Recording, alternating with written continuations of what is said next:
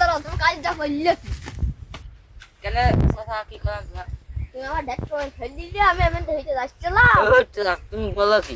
তুমি বলো কি মজা তুমি আমার ঢেক করে ফেল দিলে না তুমি আমার কই চাচা তোমার তুমি কিছু করিনি। তুমি আমার ঢেক মেরে ফেল দিলে এখানে গ্রামের লোক সবাই দেখেছে যে আমি এমন উল্টো পড়ে গেলাম অমনি পানে।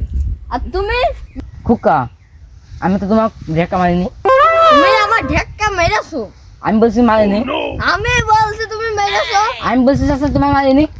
তুমি আমার ঢেক্কা মেরে ফেল দিলে কেন? না চাচা তোমার তাও ভুল আছে, তুমি আমার বাতাসে পড়ে গেছো, তুমি চিকেন মনে করছো। না তো আমি বাতাসে পড়া লোক না। এই লোকটা তুমি তো দেখেছো উনি আমার ঢেক্কা মেরে ফেলে দিয়েছে।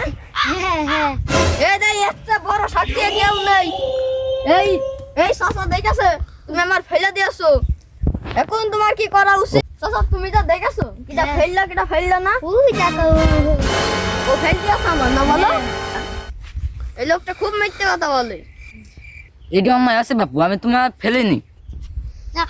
ওই নদা খুব শয়তান, সেনকে আমার ফেল দিছে, তো সেনকে আমি আল্লাহর রহমতে বেঁচে গিয়েছি, ওর বিচার করা উচিত। চাচা তুমি তো সব শুনলে, এবার তুমি কি বিচারের জন্য প্রস্তুত? আমি এবার কি বলবো, আপনারা যা ভালো করেন তাই করেন। আর ধাক্কা দিয়ে যাবে না, তুমি এমনি যাবা।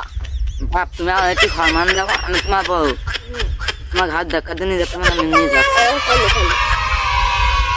চলো আগে আগে আমি আমরা সব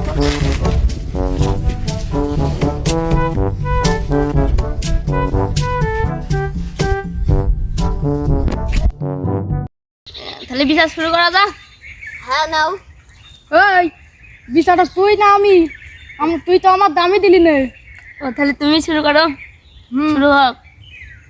আমি এই রাস্তা দিয়ে যাচ্ছিলাম, রাস্তাটা চিকন, সেই রাস্তা দিয়ে যাচ্ছি আর ওই চাষা আমার সাইড না দিয়ে আমার ঢেক মেরে ফেল দিয়েছে। দেখো তুমি যা বলতে পারলে, আমি তোমাকে কখন ঢেকা মারলাম? তুমি মিথ্যে কথা বলছো। তুমি তো মানুষ থাকেন না। হুজুর আমার সাক্ষী আছে, এ মিথ্যে কথা বলছে। এই তোমার সাক্ষী হাজির করো।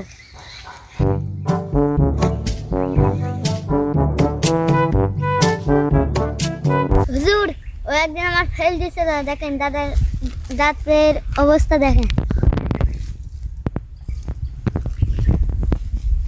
খালি আসামি নাইমি, এর জন্য 10,000 টাকা জরিমানা করা হইলো। হুজুর আমি রাজি। তুমি রিয়েলিটি মানে নাও।